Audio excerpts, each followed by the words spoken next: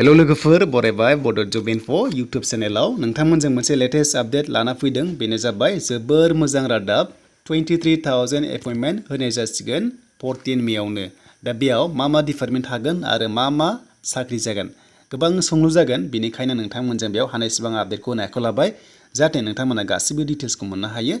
आरो जायफ्रा चेनेलाव फैनानै मोजां मोनो लास्टआव लाइक खालामनांगोन आरो नोंथांमोना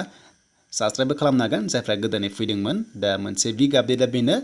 दा आसाम स्टेटआव गासै 1 लाख साख्रि होगोन होनना बुंगासिनो दंखायो नालाय गभर्नमेन्टआ दा बिनि लेखा माखासे गोदान आपडेट फैबाय जे जोंहा 23,000 केन्डिडेटनो एपइन्टमेन्ट एबा साख्रि होनाय जासिगोन दा बिदिबा बे आपडेटखौ सोर होदों बबेयाव होदों जों गासिबो डिटेल्सखौ नायगोन बिनि सिगां नोंथांमोना भिडिअखौ लाइक खालामनो हागोन आरो हानायसेबां शेयार खालामदो दा लोगोफोर जों नायनोसै बे आपडेटखौ होदों सीएमआ टुइट खालामदों दा जायफ्रा टुइटार एकाउन्ट दङ स' नोंथांमोना थांनानै चेक खालामनो हागोन बा नोंथांमोना फल' खालामनो हागोन बे आपडेटखौ नायनो हागोन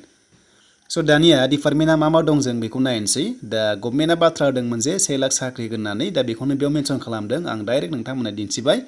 बेनिफ्राय लोगोफोर गासै बुंदों जे 23,000 एपइन्टमेन्ट लेटार होनाय जासिगोन आरो डिपार्टमेन्टआ थागोन बेनो जाबाय होम एबा होम एन्ड पलिटिकेल थायो मोनसे डिपार्टमेन्ट बेनिफ्राय हेल्थ आरो मोनसेया जाबाय इडुकेसन दा नोंथांमोननो 14 मे 2022 दा बेनि सिगां एबा बे खालि नोंथांमोननो एपइन्टमेन्ट होनाय जागोन होननानै बेयाव मेनसन खालामदों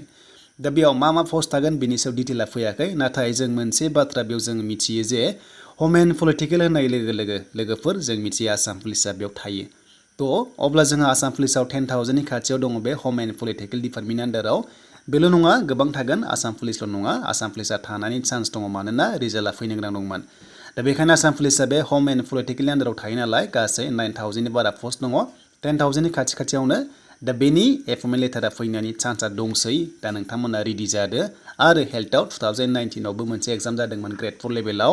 मेरिट लिस्टबो ओंखारदोंमोन नाथाय एपइन्टमेन्ट मोननाय जायाखैमोन लोगोसे इडुकेसननिबो एग्जाम जादोंमोन ग्रेड 3 ग्रेड 4 जेराव नोंथांमोना जुनियर एसिस्टेन्ट बेनिफ्राय पियन चौकिदार ग्रेड 4 लेभेलावबो एग्जाम जादोंमोन DEE आव अब्ला बेफोर रिजाल्टआ गासैबो फैनायनि चान्स दंसै लोगोफोर दा आसाम पुलिसआव 9,000 सामथिं भेकेन्सि दंमोन दा नोंथांमोननि एपइन्टमेन्ट लेटारा फैनो लामायाव फैगासिनो दङ बेखायनो पजिटिभआव थाथ'दो नोंथांमोना नार्भास फिल खालामथ'नाङा जे रिजाल्टआ माला मोनगोन होननानै गोबां कमेन्ट्स खालामो दा बे होम डिपार्टमेन्टआव थायो लोगोफोर आसाम पुलिसआ बेखायनो नोंथांमोना पजिटिभ रिजाल्ट दायो मोनदों दा 23,000 भेकेन्सि नाथाय 1 लाख साख्रि होनना बुंदों दा बेबादिनो 1 लाखनि आन्डारावनो 23,000 गासिगोनलाय आरो बेनिफ्राय गोबां गाबोबाय थागोन आरो एग्जामाबो जानो थांगासिनो दङ दा बेयाव हेल्थ होनाय लोगो गोबां कनफिउज जागोन नाथाय बे हेल्थनि एग्जामा सिगाङाव जाखांखाबायमोन माखासे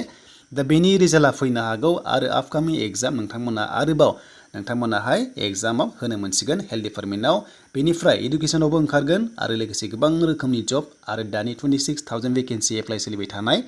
दा बेफोरखौ समजों लोगोसे नोंथांमोना गासैबो एग्जाम होनो मोनगोन लोगोसे एपइन्टमेन्ट लेटारखौ मोननो हागोन नाथाय बेसेबां लेट जागोन बा स्पिड जागोन बेखौ बुंनो हाया नाथाय दायो 23,000 नि एपइन्टमेन्टआ फैगासिनो दङ 14 मे खालि थ' बेनि सोमोन्दै लोगोफोर लेटेस्ट आपडेट नोंथांमोना हानायसेबां भिडिअखौ शेयार खालामना होबानो जाबाय